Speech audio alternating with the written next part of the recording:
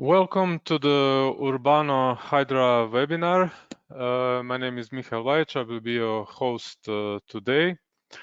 And today we will have the first presentation of Urbano 11. And we will start with Urbano Hydra, so with water distribution system design. So after this brief introduction, we will go to the live presentation, which will last about 1 hour. And then we will have questions and answers afterwards. So if you have a question, please write it into your questions panel. And we will try to reply to all the questions live. And if it's not possible, then we will do it after the event. If you have any kind of issue, you can also write in the questions panel, or you can write in the chat. Okay, so for those of you who are not familiar, Urbano software has celebrated more than 30 years of development some time ago. So Urbano software allows you to do a lot for pipe network systems design. So you can do design in plan and profile, also calculate and optimize pipe networks, analyze networks with thematic maps, with labels, tables, and even queries, and many other features. You can connect GIS systems, CAD, hydraulic modeling, and BIM all into one workflow without leaving your CAD software. And there are a lot of customization functions, so you can customize profiles and labels and data tables and data import and export and many other things, catalogs, the user interface, and so on. Okay, so let's now start with the live presentation. So Rino, please take over. Thank you, Michael, for your introduction. Hi and hello to everyone. My name is Rino and welcome to another Studio Ars Urbano webinar. Today's topic will be Urbano Hydra, our software for water distribution network design, analysis, and hydraulic calculation. And in the following 50 minutes of live presentation, I will show you full workflow from the creation of the network in plan and profiles to hydraulic calculation and exporting of 3D BIM model to IFC. During the presentation, I will also show you some very exciting new features of Urbano 11. So let's start with the live presentation. As you can see in this drawing, I basically have just empty drawing with just this raster image of the area.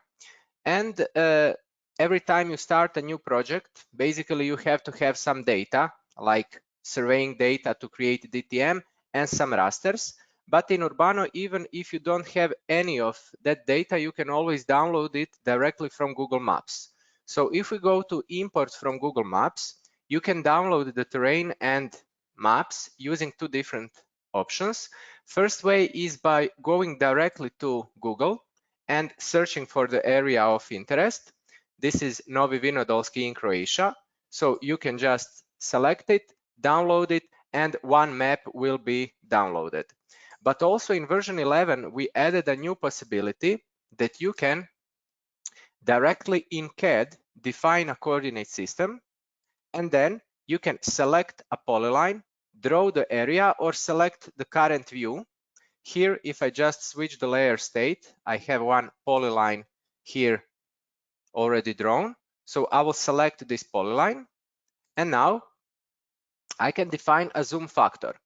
The higher the zoom factor is, the more maps will be downloaded and the maps will be of higher quality. Also, we can create AutoCAD clipping boundary according to that selected polyline. We can download raster, points, or everything, but I already have real DTM for this area, so I'll be downloading just rasters. So when we click import, in a matter of seconds, everything will be imported. So these 9 maps, and now we can check it, and we can see that the downloaded maps fit perfectly to this existing raster that I had from before. Let's check this area here. So this is the way how you can draw the maps and also points with elevations directly from Google. I said that I already have DTM in this drawing, so I will just show it to you now. So these are the real surveying data that I have for this area. So 3D points and lines with elevations that I used to create this Civil 3D DTM surface. It is important to say that if you run Urbano on top of Civil 3D, you can use Civil 3D DTM surfaces directly, but also if you run Urbano on top of plain AutoCAD, you can use our own DTM modeler, which is called Terraform. And now if I apply this DTM surface, you can see that basically there is no difference. So it's up to you if you want to use Civil 3D DTM surface or Urbano Terraform DTM surfaces. Okay, let's again switch the layer state and let's now start designing our water distribution network. Here I have some helping polylines and also helping points that I will use to create this network. So here we will have a water tank. This will be a pipeline from the tank to the distribution network. And this part we will draw interactively. And here we have some existing AutoCAD polylines, 2D polylines that we will convert to pipe network. Okay, so let's start drawing. First, I will open the function for interactively drawing in plan. And here you can see that you can set up many options.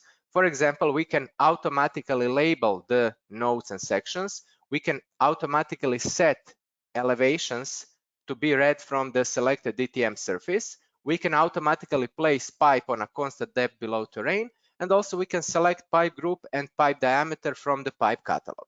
So now when we click draw, I will use the AutoCAD OSNAP just so I can snap to these helping circles. And you can see that I can draw freely without some predefined angles, or I can go to the dialog to angle configurations. And here you can select the default configuration, which is all angles and basically all the combinations of these angles, or you can create your own custom configurations. For example, here I created one configuration without angles 30 and 60. And now if I select one of these configurations, for example, all angles, you can see that now I can draw only using these predefined angles here. Or if I switch to a different configuration, let's say without angles 30 and 60, you can see that now I have less available angles. So let's draw this part of the network using these options, using this compass like this. And at any point, if you would like to turn this option off, we can go back to dialog and just reset to none. Okay, and let's now just connect to this node. Now I would like to switch from drawing the line sections to drawing the arc sections. And again, you can see that I can draw the arcs freely, or I can define exact radius here in the dialog. You can type your own value, or you can select the radius from some predefined values from the list. Let's say 50 meters. And now you can see that I can draw radiuses just with that exact radius. So again, let's use these helping points. And notice that each new line section that I draw is immediately tangent to the previous arc element. And also each new arc element is automatically tangent to the previous line element. Okay, let's continue drawing. And notice that how I am picking the DTM elevations are automatically read. And also the pipes are being placed on a constant depth below terrain, 1.5 meters below the terrain. Okay, let's end it with one final line section, and we will snap to this circle here. So we defined first part of this network by drawing interactively, and now we will go to second option, conversion of CAD elements, where you can see that you can set up all the same options as in the dialog before, but also you can use this very nice function for layer filtering. So you can select some elements in plan like this, some lines or polylines, and the software will recognize which layer this is. And now we can freely select the entire drawing, and the software will select only those elements on selected layer. Let's now click convert, and everything will be converted from plain AutoCAD polylines to intelligent Urbano topology consisting of nodes and sections. Okay, let's now turn off these helping layers so we can focus just on the Urbano network, and let's analyze it. And the best way to analyze Urbano network is by using Urbano data tables. And you can see here in Urbano workspace that for each function, for example, data tables, labels, profiles, theme maps, basically everything, you can have many different configurations. And these configurations are basically sets of some predefined data, settings, and options saved for each function. So let's open now these data tables, and you can see that you can switch between these configurations and check the data. Of course, you can create your own configurations or edit these ones. And here we see all the data for all the system, or you can use selection options to select just some of the elements. For example, let's select just few sections from plan, like this, these 3 sections, and now we can check just the data for those 3 sections. But in Urbano, we also have some more intelligent selection options, for example, selection of branches. And now let's see what is a branch in Urbano. A branch is everything in between 2 main nodes. So everything in between branching of the network.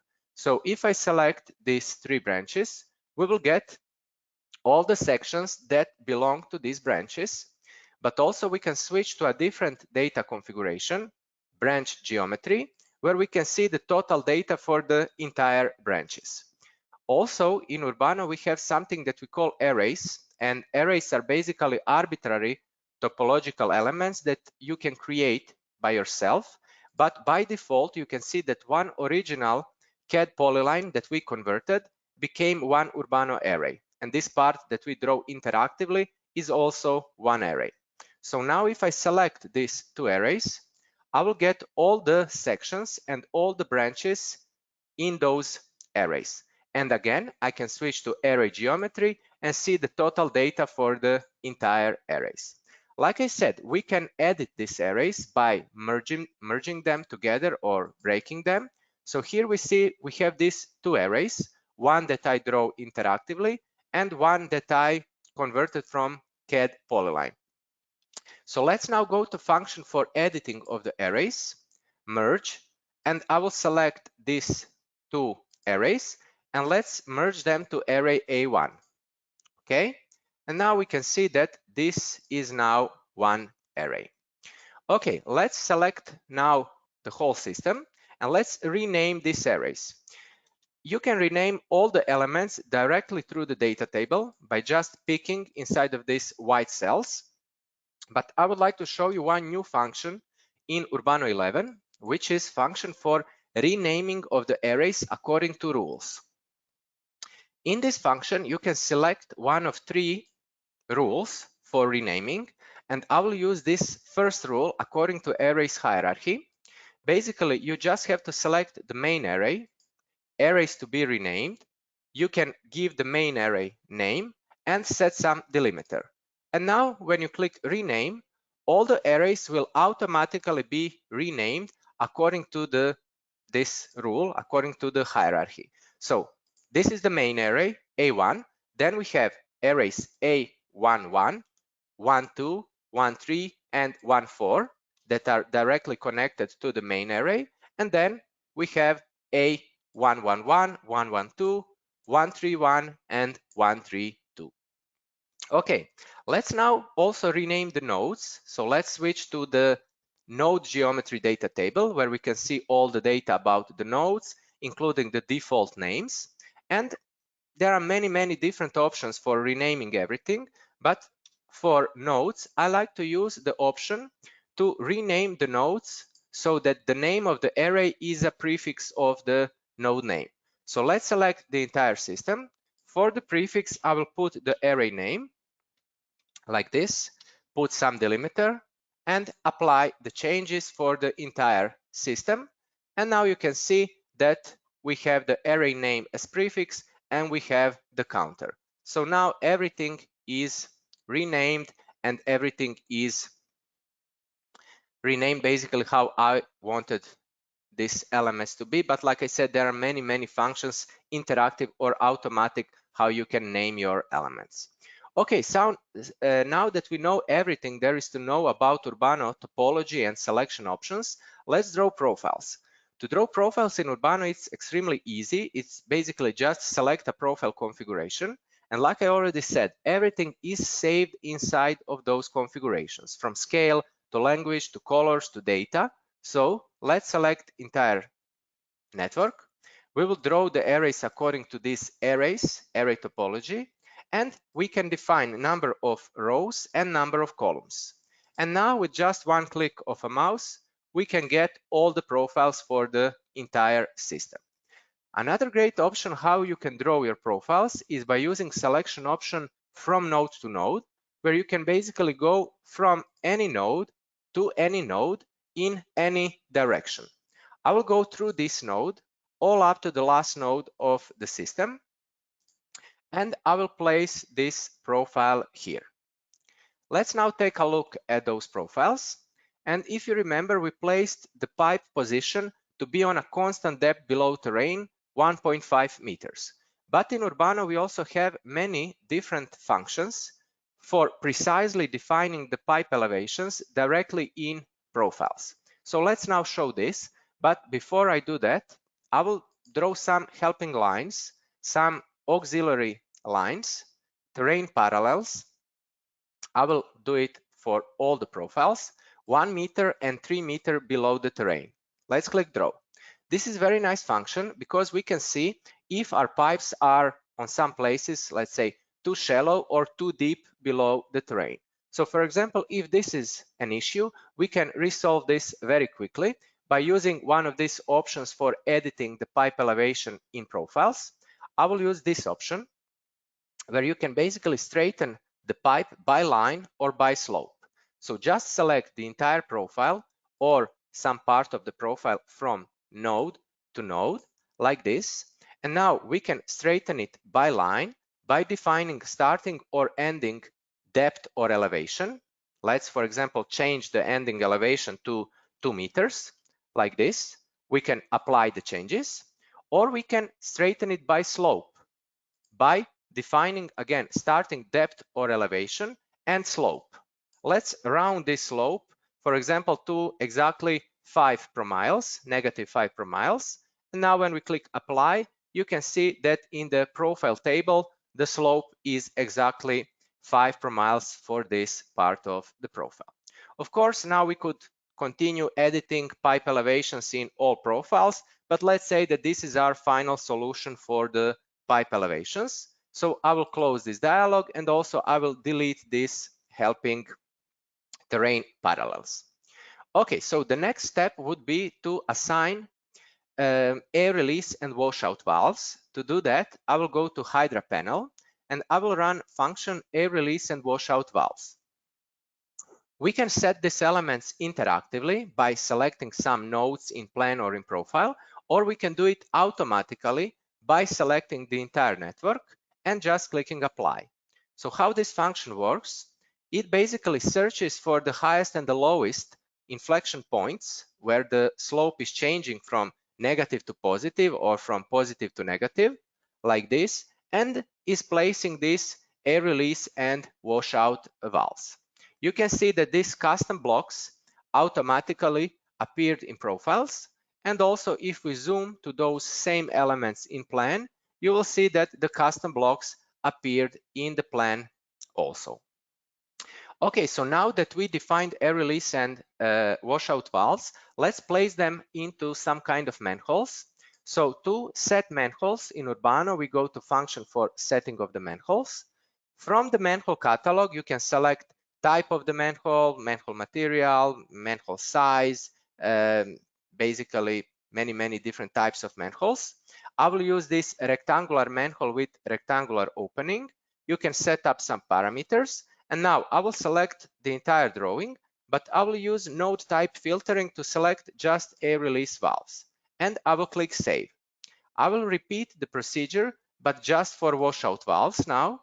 And you can see in plan how the style, the 2D plan style is automatically updating.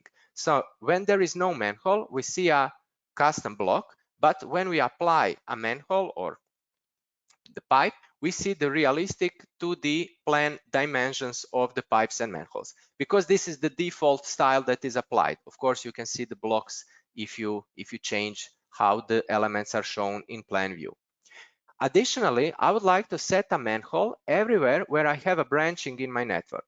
So let's turn off the filtering, and I will select all the nodes where I have more than 2 pipes, because here we will have some fittings, some T-pieces, some valves, appurtenances, and so on.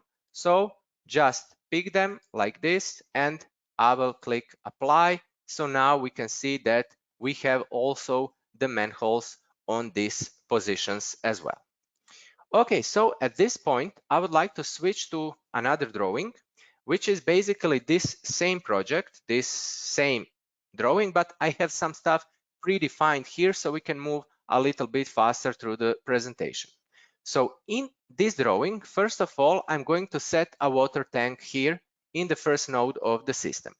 To do that, let's go to Hydra panel, hydraulic node equipment function, and I will select this first node. It is important to say that Urbano Hydra works with EPANET calculation engine that is built inside of Urbano Hydra. So here you can see that we can set up all the EPANET available equipment, such as tanks, reservoirs, valves, pumps, and so on. So let's select a tank. We can also define all the available parameters, but I will leave everything as default. And let's click apply. You can see that the custom block automatically appeared in plan, and also it appeared in the profiles as well. The next step would be to define water demands. In Urbano Hydra, you can define water demands using many different methods, but I will show you 2 methods. First one is this, as we call it, percent calculation, where you can create any amount of the consumption categories. I created one that I called population, and here you can basically just select the area where you want to apply the water demands. You can use standard Urbano selection options or even CAD selection.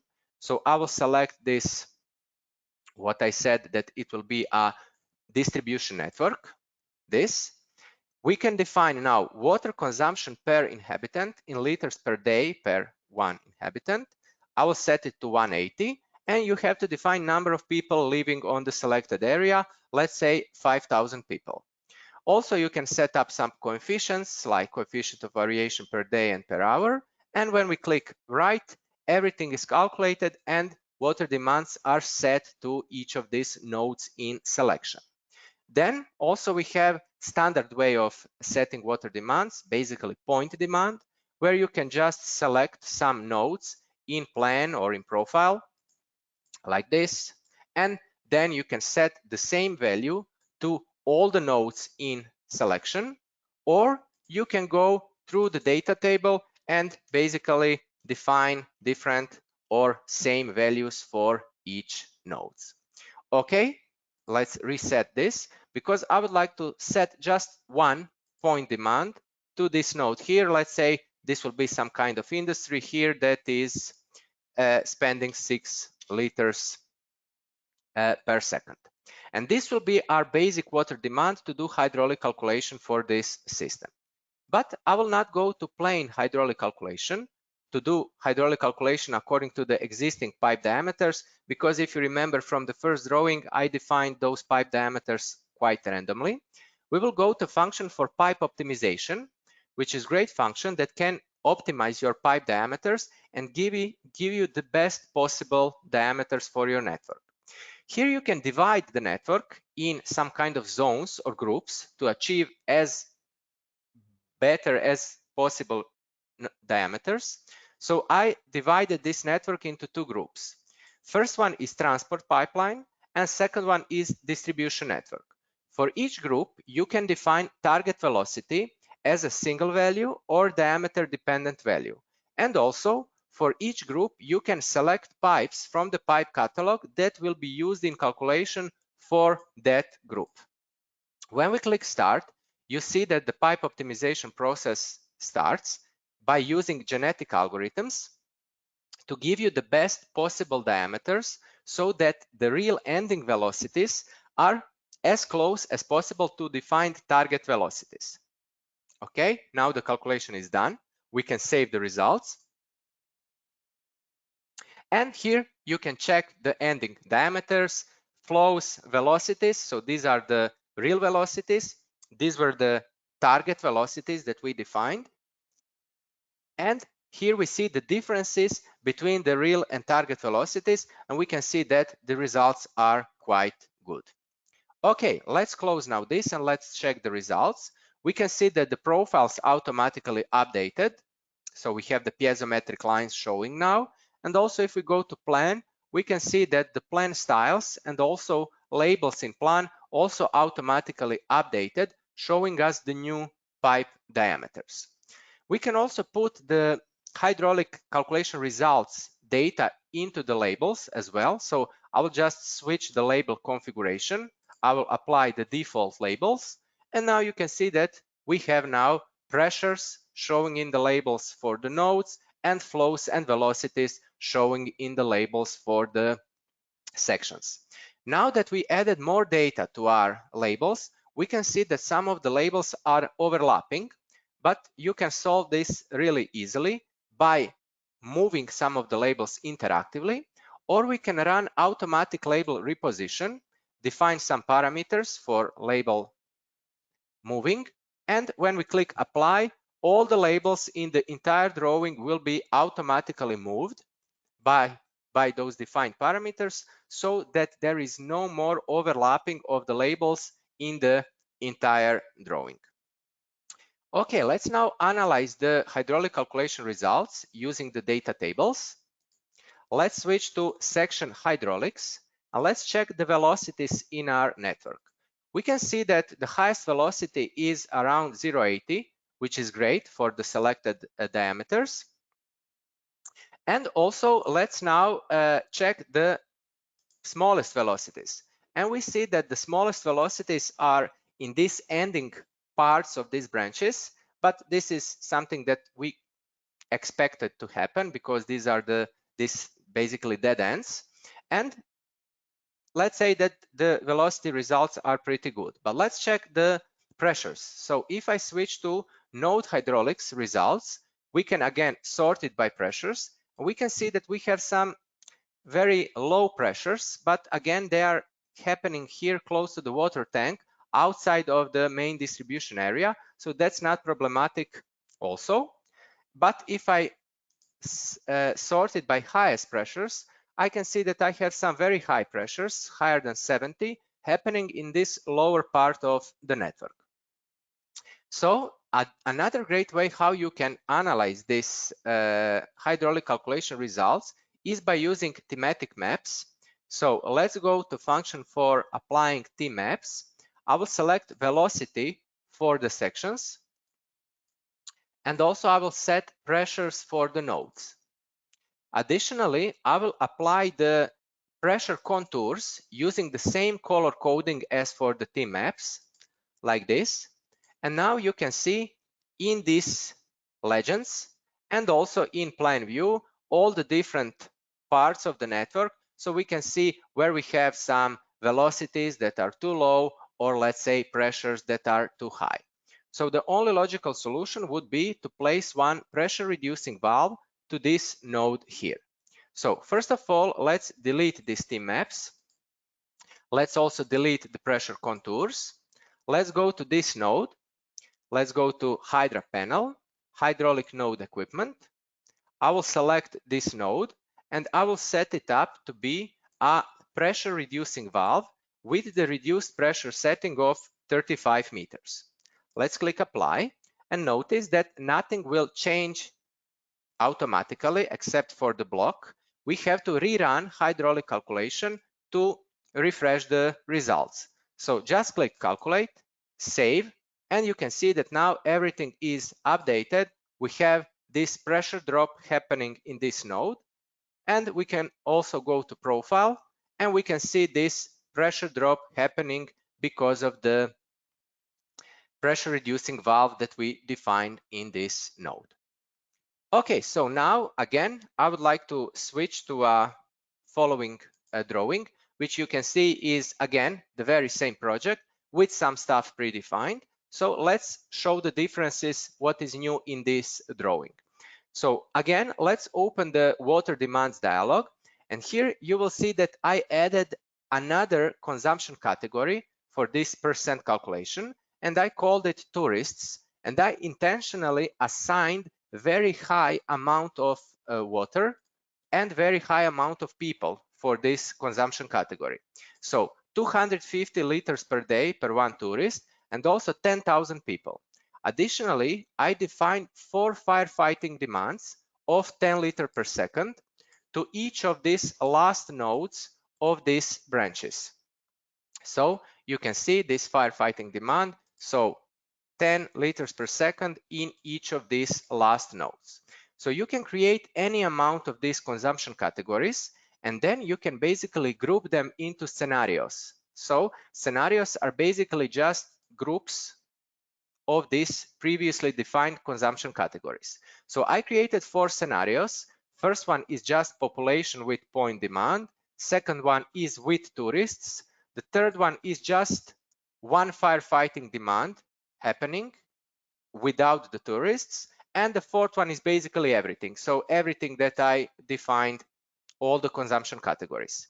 Basically, you can create any amount of these scenarios, select whatever consumption categories that you would like, and then we can go to scenario preview, and here we can basically do parallel hydraulic calculations for each of these scenarios. So just clicking them, you see you can define the colors, and now we can check all the results for all the scenarios and basically compare hydraulic values for different scenarios, for different data in different colors. So we can see flows, velocities, hydraulic losses, all the data can be compared and analyzed for each scenario by checking data by data or by checking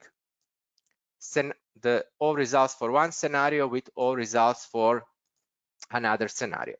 So let's now close this and let's go to hydraulic calculation, and I will run a hydraulic calculation according to one of these scenarios. So hydraulic calculation, and I will use as a demand scenario this fourth one where I have everything, so 4 simultaneous fires and very high amount of tourists. Let's click calculate and let's save the results. And now you can see that in the errors tab, we have some errors or warnings in this case. And we see that the EPANET is warning us that we have a negative pressures happening on this area here, because logically I defined very high amounts of water demands. You can see that the piezometric lines are very steep. And in this profile, we also have the negative pressures. So let's go back to preview and let's select this profile where we have these negative pressures happening. Okay, and let's check the results of pressures.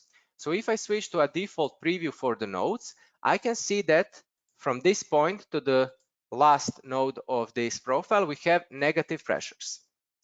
And of course, in nature, this is not realistic. And that's why in EPANET 2.2, which is integrated into new Urbano Hydra 11, we have a new option, new calculation method. So under demand model, you can choose between demand dependent analysis and pressure dependent analysis. The default is the old way, so demand dependent analysis, which means that whatever amount of demand is defined, everything will be delivered to customers in full. And of course, it may result with the negative pressures, which is not realistic in nature. But if we switch to pressure dependent analysis, you can define what is the minimum pressure, let's say 1 meter, which means that if the pressure is below this value, no amount of water will be delivered to the customers. Required pressure, I will set it to 25, which means if the pressure value is between these two values, then the amount of water that is delivered will be calculated by a formula. And if the pressure is higher than 25, this means that the whole demand that is set, the full demand will be delivered to the customers. Let's click OK and let's rerun the calculation. Now you can compare these are the old values, and inside of the brackets you can see the new values. So here, where the pressure is higher than 25, nothing changed here for the water demands. But when the pressure is higher than lower than 25, you can see that the demands are not delivered in full anymore. They are calculated. So let's save the results and we can check this. So these are now the new results. When the pressure is smaller than 25, we see that we have smaller values of demands, but there is no more negative pressures happening anymore. So this is one very nice new feature of EPANET 2.2 and also Urbano Hydra 11. Okay, so again, let's switch to a following drawing where I would like to show you time simulation in Urbano Hydra. So as you can see, I added additional part of the network by using the same options that I showed you in the first example. This is where I assigned one reservoir. Here we have a pump with a pump curve. And if I again open the dialog for water demands, you will see that for each consumption category, I also defined a time pattern.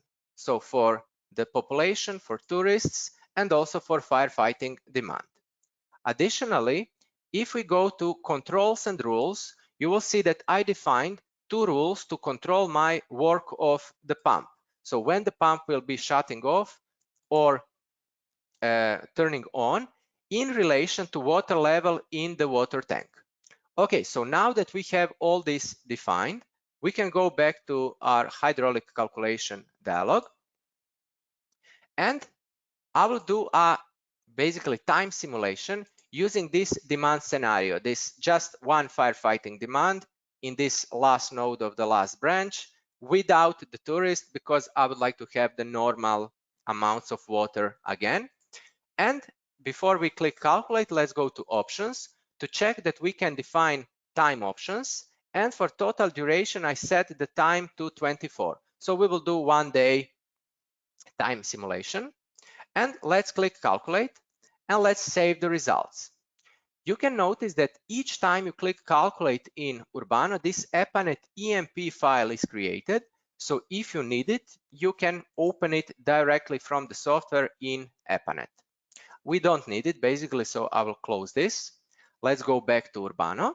And now you can see that we don't have just one set of results anymore. We have now 28 sets of results. So one for each of the 24 hours of the day, plus we have some values when something is happening with the pump, when the pump is shutting off or turning back on. Okay, you can analyze all the results for all the system elements and then move through time like this, or you can switch to time preview and then select just some element from the drawing. For example, I will select this last section where we have this firefighting demand. And now we can see for that one element, all the results for all the values through all the time periods. So again, you can go through time and check the values, or you can go through the drop-down list and let's select, for example, 4 o'clock p.m., where we can see that we have our peak flow because of the 2-hour time pattern here for the firefighting demand. And of course, if you want to apply some time period, let's say this peak flow, we can apply the time and notice how the profiles, these piezometric lines automatically updated, the labels automatically updated, everything. But the best way how to analyze these time simulation results is always by drawing some graphs. So let's go to time series graphs. And for data 1, I would like to see the pressures in the water tank, meaning the water levels in the tank. So let's select this tank. And for data 2, I would like to select velocity and check this section right after the pump. And now you can see two different values in the same graph. So we can check how the water level in the tank is rising until it reaches maximum value. Then that rule kicks in, the pump is closed. And again, when the water level in the tank drops to 1, the pump is back on. Okay, so that's pretty much it that I wanted to show you regarding the hydraulic calculations. And let's now switch to a different topic, and we will talk about trenches and excavation calculation. So I will turn off these helping layers and let's check our profiles. You will see that in profile, we have the trench now defined. I defined a single 90 degrees trench with sand bedding. And you can see that I also defined two types of the top layer. So up to this point here, I defined two layers of some kind of earth material. And from this point on, I defined two layers of asphalt where our pipeline is going under the road. We could check this much better if we draw cross sections. And again, to draw cross sections in Urbano is very, very easy, just like drawing the profiles. You just have to select the cross-section configuration and all the settings are set inside. Let's draw cross sections along these two arrays. For example, every 25 meters along these two arrays. Let's click draw and let's place these cross sections here. So with just one click of a mouse, 55 cross sections are drawn and we can check them. And you can see the type of the trench that I defined. So like I said, classic 90 degrees trench with formwork and with sand bedding. And you can see everywhere, everything that I said. So all these hatches, colors, data, dimensions, everything is set into these configurations. And also you can see these two different types of top layer, and you can see all these cross-sectional areas for each of the layer of the trench. So now that everything is defined, let's also create excavation calculation report to Excel. I will run this report, select the entire drawing, group it by arrays, and let's click Save. Again, in a matter of seconds, this report will be created, and we can open it directly from Urbano in Excel. And now you can see that for each section, we have starting and ending station, total excavation volume for the entire section, excavation volumes according to depth excavation zones, which can be set up by the users. We see the volumes of the upper layers, and then also volumes of sand bedding, pipe volume, sand bedding, sand backfill, ground backfill, formwork area, surface area, everything is here. You can see that the report is grouped by arrays because that's how we defined in Urbano. And if you scroll to the bottom of it, you will see what is most important, and that is sum of data for the whole network. Okay, let's now go back to Urbano and let's plot these cross sections. In Urbano 11, we have a new function for plotting these kinds of drawings like manhole schemes, node schemes, trenches, and so on. So let's go to Tools, Plot Schemes, and Cross Sections. We will plot cross sections. I will select all of them, and you can now define the paper format, some standard paper options. You can select a title block or just leave the empty space for the title block so you can later insert it manually in the layout. We will draw maximum number of these drawings per paper. You have to select, or you can select the layout template, AutoCAD layout template that I prepared. And also we will draw folding marks so we can easily fold this A2 paper to standard A4 format. So let's click plot. And in a matter of seconds, these 55 cross sections will be drawn to two A2 papers. And now we can check it. So this is the result. You can see all these cross sections. You can see these folding marks. So you can easily fold the paper to A4 format when you plot it. And here we see the empty space that I intentionally left blank so I can insert my standard title block. And this is the second paper as well. Let's go back to model view. And now I would like to show you what's new for the profiles in Urbano 11. Let's open the function for editing profile configuration like this. And first big news is in relation to these piezometric lines. So let's select the piezometric lines. And now you can see that you can turn the option to draw values. This is very useful. So let's click apply and let's check it. Now you can check the piezometric line values here directly in the profile above the piezometric line itself. Okay. The second new feature is also in relation to piezometric lines. You can trim them. So just turn it on, you can apply some settings, and when you click apply, where it is possible, the software will trim these piezometric lines and make your profiles shorter, which can be very useful if you plan to plot these piezometric lines. But of course, this is possible only where the terrain is flat, so the trimming is possible. Of course, here, where the terrain is very steep, there is no possibility to trim the piezometric lines anywhere. Another great option is the new possibility that you can now draw the grid. So just turn it on. You can define, of course, horizontal and vertical distances. And when you click apply, the grid will appear, of course, in all the profiles, because this is now part of the profile configuration. And the last news is actually really small detail, but a lot of our existing users asked us to do this, so we did it.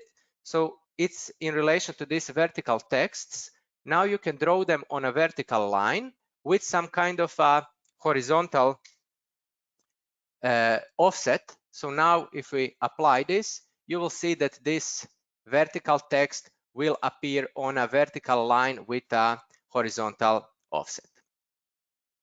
Okay, I mentioned this multiple times, but it's really good, so I will repeat it one more time. So everything in Urbano is structured with this type of configuration. So at any point, if you want to change your profile configuration, for example, you can easily do it.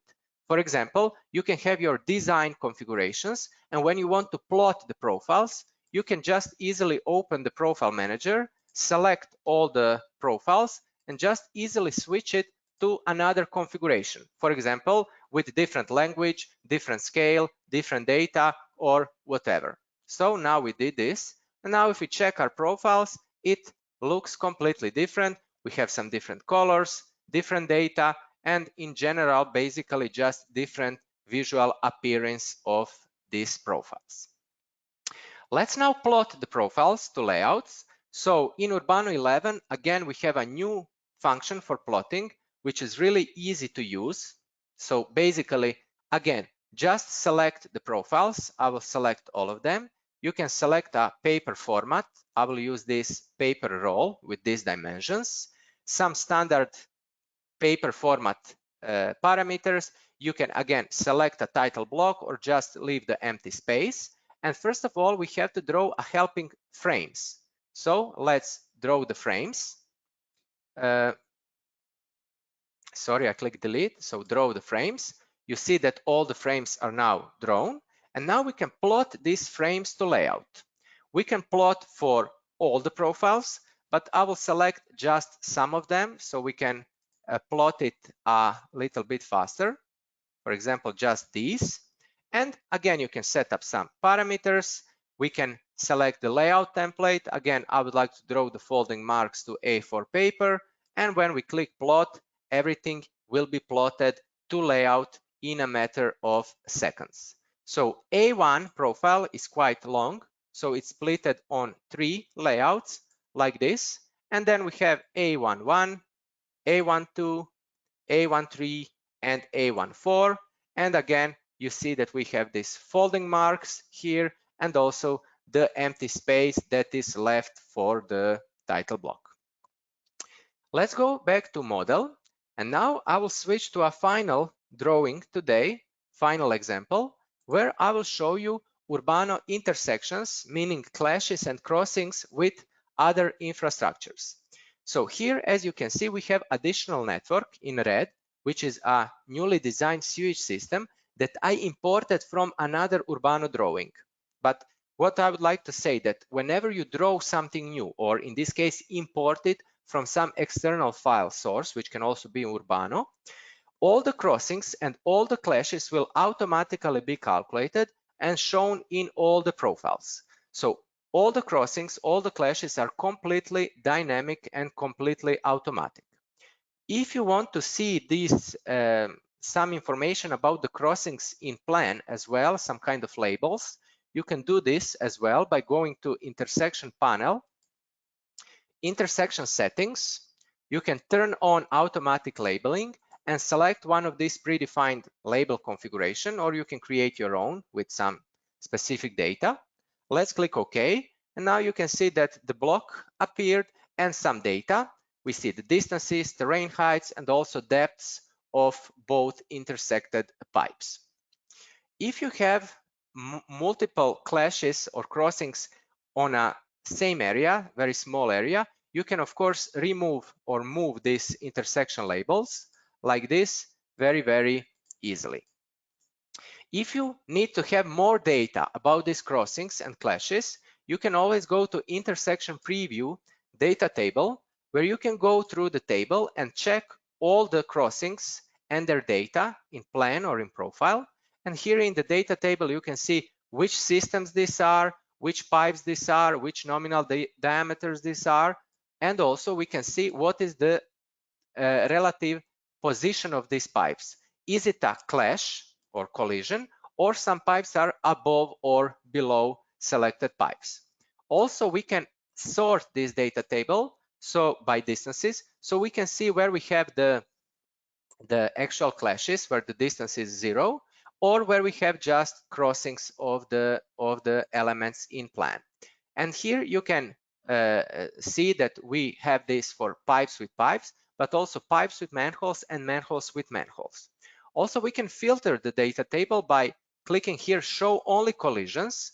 And now you can see clashes, pipes with pipes, pipes with manholes, like this. And fortunately here we don't have any clashes, manholes with manholes. So let's now start resolving these problems. So I will just use the move node function to move this water manhole. And basically you will see that by moving this one node, I will resolve 3 clashes here. You can see that now we have only one clash left in the data table, which is this one here. And again, this is basically 3 clashes. So let's again use the function for moving of the node, and I will place this node here. And now you can see everything is completely automatic, completely dynamic. There is no more clashes in the data table. Let's go to pipe with pipe. And also you see that we have no more clashes. But let's increase the collision tolerance now to, let's say, 10 centimeters, because I would like to see the pipes that are very close one to another. And we see that we have one issue here, and these 2 pipes are very close, just 3 centimeters vertically one from another. And if I check this relative position, I can see that my water pipe is below the sewage pipe. This is something that I don't want to have. So let's zoom to the profile, but I will zoom to the sewage profile here, where you can see this water pipe. And now I will edit the sewage profile. So let's switch to the sewage system. And what is great in Urbano, that basically whether you are drawing and designing water network or sewage network or any other type of the networks, all the functionalities are basically the same. So I will start the same function for editing pipe elevations in the profile. For the pipe reference point, I will select top outer. We will be straightening by line, and I will select from this node to this node like this. And I would like just to insert a drop manhole here. So I will increase the starting depth to, let's say, 2.5 meters like this. We see this temporary graphic, how the ending solution will look like. And let's just click apply. So now you can see that the data table automatically refreshed. We have no more clashes. Let's turn off now these filters. And if we sort it by distances, now we can see that the shortest distance in 3D between any 2 elements is 33 centimeters. And everywhere our water pipe is above the sewage pipe. Okay, for the last part of this presentation, now that we have this clash-free model, let's also create 3D BIM model. To do this in Urbano, I will go to function for multi-system input, and I will apply a 3D style for both of these systems. So just click apply. So in Urbano, it's up to you if you want to work in 2D, showing your elements with standard AutoCAD lines and blocks, or you want to check your network in 3D using 3D solid elements. Let's switch to 3D view. And let's turn off these layers that we don't want to have in 3D. Let's now check these pipes and manholes. So like I said, these are the 3D solid elements, CAD 3D solid elements, but it is important to say that this is still live model. So if I change anything, like increase the pipe diameter or move something, everything will automatically update in 3D view as well. Let's now export this to IFC. I will go to BIM panel, where we have our data configurations, because when we talk about BIM, it's not just about 3D, we have to have some data as well. So you can create groups of data that you will export with your network. So geometry data I created, for example, excavation data, sewage and water hydraulic data.